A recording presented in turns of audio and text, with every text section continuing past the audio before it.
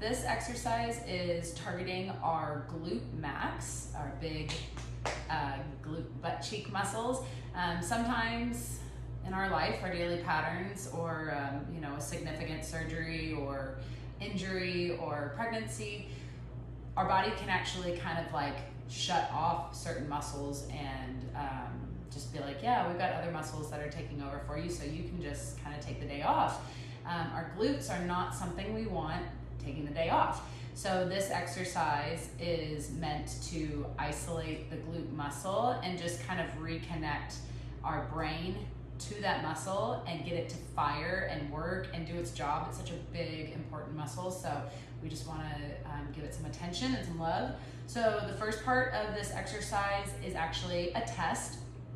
This is a great test for anybody who is feeling like their glutes are weak, anybody who notices that they really clench their bottom and kind of shove their hips forward when they're standing, anybody that feels like they get pinching in the front of their hip when they're doing squats or just when they're stretching. So the test, we're gonna go ahead and lay on our stomach.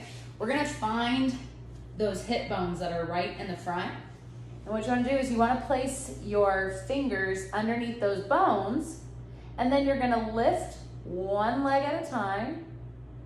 And what you're paying attention for is if your fingers get squished, get pinched underneath those bones.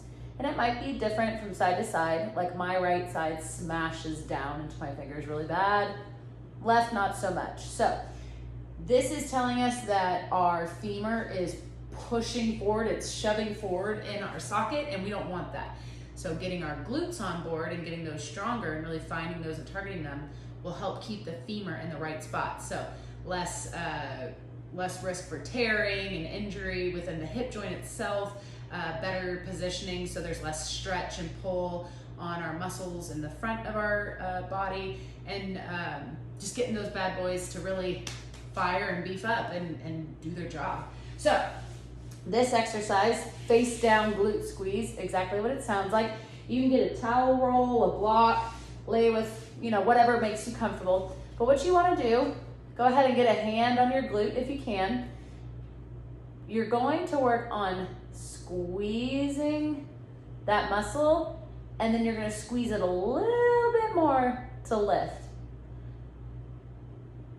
And that's all that is. It's just finding that muscle and then using it to really extend the leg back.